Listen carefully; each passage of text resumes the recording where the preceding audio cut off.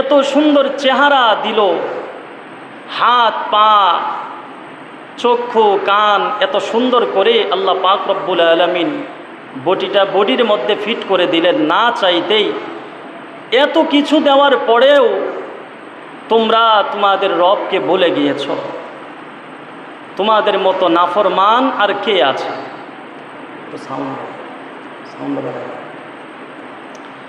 তো আল্লাহ পাক রব্বুল আলামিন আরেকটা আয়াতের মধ্যে বলতেছেন, বান্দা ওয়াল্লাহু আখরাজাকুম মিন বুতুনি উম্মাহাতিকুম লা তা'লামুনা শাইআন ওয়া জা'আলা লাকুমুস সামআ ওয়াল আবসারা ওয়াল আফইদা। দেখুন, আমার আপনার যেদিন জন্ম হয়েছিল সেদিন কিন্তু মায়ের পেট থেকে যেদিন আমরা বের হয়ে পৃথিবীতে এসেছিলাম সেদিন কিন্তু আমাদের কোনো শক্তি ছিল না। আল্লাহ পাক রব্বুল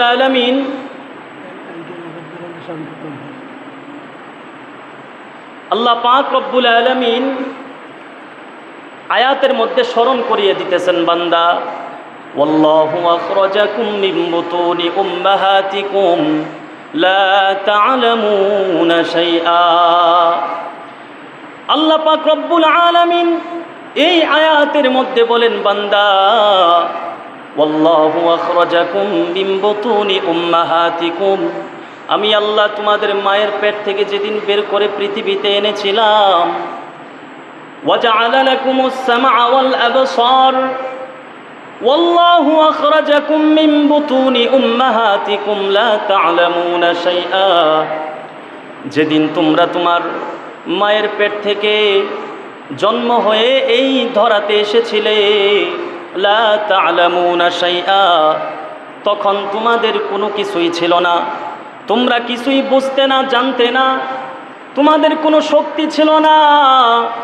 ওয়া জা'আলা লাকুমুস সামআ ওয়াল আবসার, এবার আল্লাহ যেন বলতেছে, বান্দা ওয়া জা'আলা লাকুমুস সামআ ওয়াল আবসার, আল্লাহ পাক স্মরণ করিয়ে দিতেছেন, বান্দা যেদিন তুমি জন্ম হয়ে মায়ের পেট থেকে বের হয়ে এই পৃথিবীতে আসলা, আমি আল্লাহ না চাইতেই তোমার হাত দুইটা সুন্দর করে নির্মাণ করে দিলাম। ওয়া জা'আলা লাকুমুস সামআ ওয়াল আবসার, কর্ণ দিলাম। এই যেই দুইটা কান সবল রাখলেন, সুস্থ রাখলেন আল্লাহ।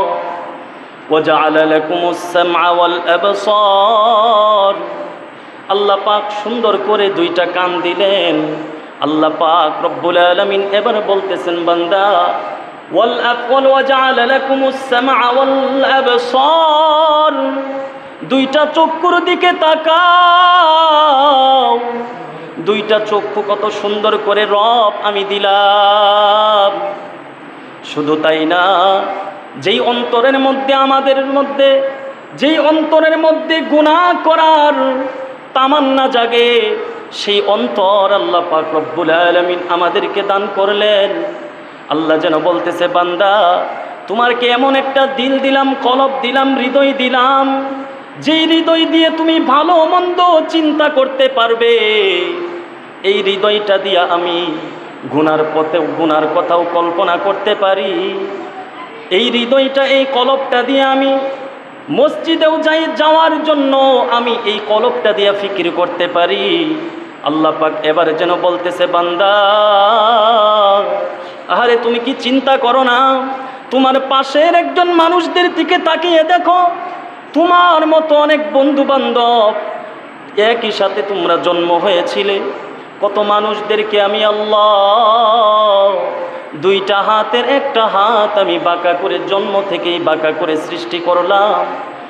কত মানুষ এই পৃথিবীর মধ্যে এমন আছে যাদের দুইটা চক্ষুর একটা চক্ষু টেরা। আল্লাহ যেন বলতেছেন, গোলাম এরপরেও তুমি কেমনে নাফরমানি করো? ও বান্দা, তোমার পা দুইটা আমি সবল রাখলাম, ইচ্ছা করলে আমি জন্ম থেকে তোমার পায়ের সময় তোমার পা দুইটা পায়ের মধ্যে একটা পা আমি বাঁকা করে তোমাকে দুনিয়ায় পাঠাইতে পারতাম। এজন্য বান্দা, এই জন্য নিয়ামতের শুকরিয়া বেশি বেশি আদায় করবা। আর আজকে আমরা রবের কুদরতি পায়ে সেজদা দেওয়ার সময় আমাদের নাই। ও মুসলমান, সাহাবায়ে কেরাম রাদিয়াল্লাহু তাআলা আনহু ওনারা আখিরাতটাকে অনেক বড় করে দেখতেন। তাদের চোখের সামনে আখিরাত সামনে ছিল, জান্নাত তাদের দুই চোখের সামনে ছিল, দুনিয়াকে তারা পিছনে রাখতেন। কিন্তু মুসলমান এত হতভাগা আমরা, দুনিয়াকে আজ আমরা দুইটা চোখের সামনে রাখি, শুধু দুনিয়া নিয়ে আমরা ব্যস্ত।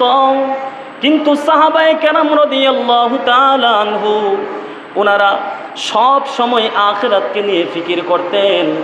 ও মুসলমান বন্ধু, আজকে আমি তুমি কোনো কিছুই বুঝি না, আজকে তুমি আমি দুনিয়া নিয়ে ব্যস্ত, রবকে স্মরণ করার সময় আমার নাই, রবকে একটু স্মরণ করব সেই সময় আমার হাতে নাই। আল্লাহ রব্বুল আলামিন যেন কোরআনের মধ্যে বলতেছেন, বান্দা আর এমন একদিন আসবে যেই দিন বান্দাগুলো আফসোস করবে। বলে কি আফসোস করবে? আল্লাহ পাক একটা আয়াতের মধ্যে বলেন, ওয়া কুল্লা ইনসানিন আলজামনাহু তায়রাহু ফি উনুকিহি। আল্লাহ রব্বুল আলামিন কিয়ামতের একটা চিত্র তুলে ধরেছেন। ও মুসলমান বন্ধু, আল্লাহ যেন বলতেছেন, গোলাম যেদিন কিয়ামত প্রতিষ্ঠিত হয়ে যাবে সেদিন প্রত্যেকটা বনি আদম ওয়া কুল্লা ইনসান, সমস্ত মানুষদেরকে আল্লাহ রব্বুল আলামিন প্রত্যেকজনের আমলনামাগুলো তাদের গলার মধ্যে তাবিজের মতো ঝুলিয়ে দেওয়া হবে। ও মুসলমান, আমরা তো অনেকেই তাবিজ ব্যবহার করি। ও মুসলমান, তাবিজ যদি আমরা গলায় দেই, এই তাবিজটা গলায় রশির সাথে যখন একটা তাবিজ বেঁধে গলার মধ্যে ঝুলাইয়া দেই, ওই তাবিজটা দেখতে কিন্তু আমাদের কষ্ট হয় না? কি বলেন, কষ্ট হয়? তাবিজ যখন আমরা গলার মধ্যে পড়ে সুতা দিয়ে যদি ঝুলাইয়া দেই, তাহলে এই তাবিজটা যেমনিভাবে আমাদের চোখের সামনে দেখতে কষ্ট না হয়, আল্লাহ যেন আমাদেরকে বোঝানোর জন্য বলতেছে, বান্দা ওয়া কুল্লা ইনসানিন আলজামনাহু তায়রাহু ফি উনুকি।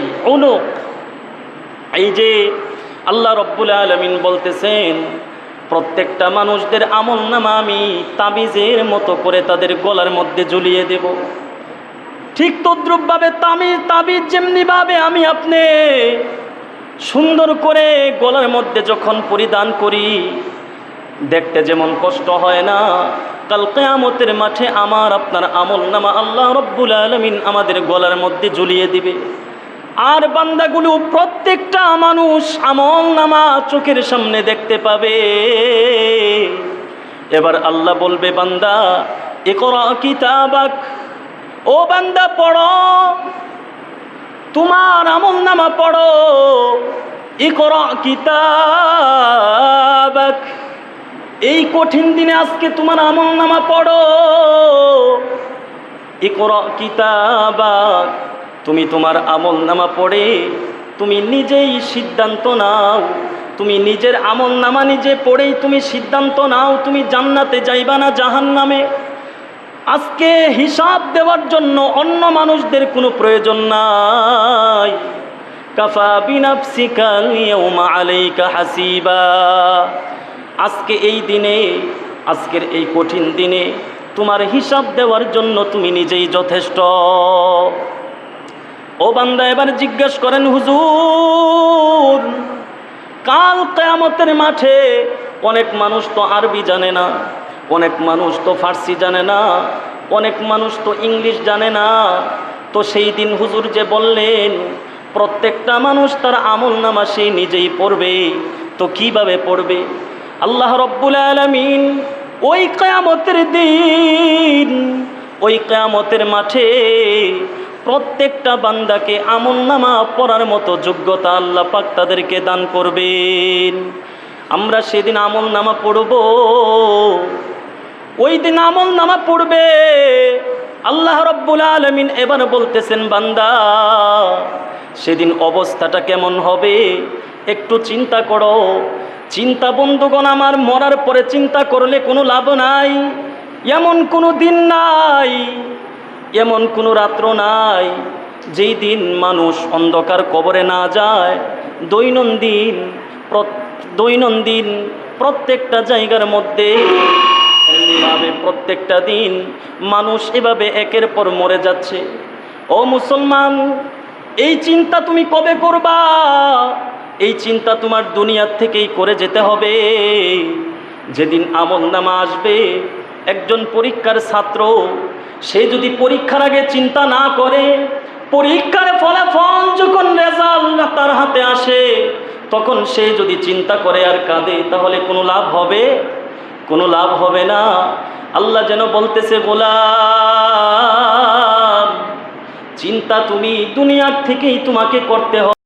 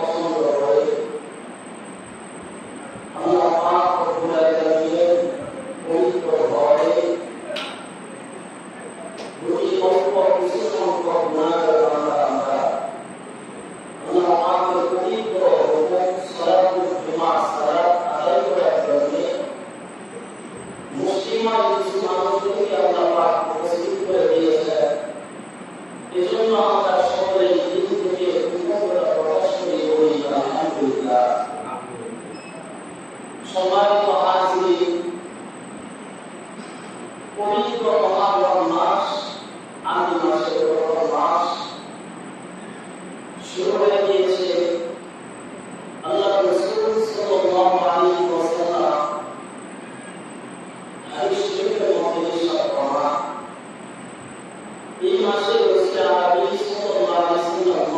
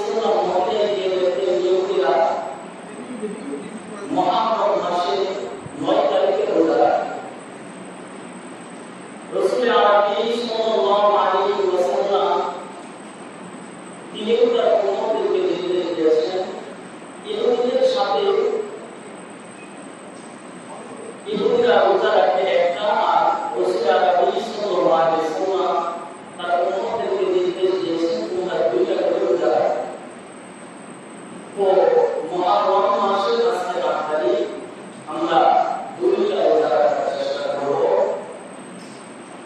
9 মুহররম, 10 মুহররম, এই দুই দিন। কেউ যদি 9 মুহররম রোজা না রাখতে পারি, তাহলে 10 মুহররম, 11 মুহররম রোজা রাখার চেষ্টা করব।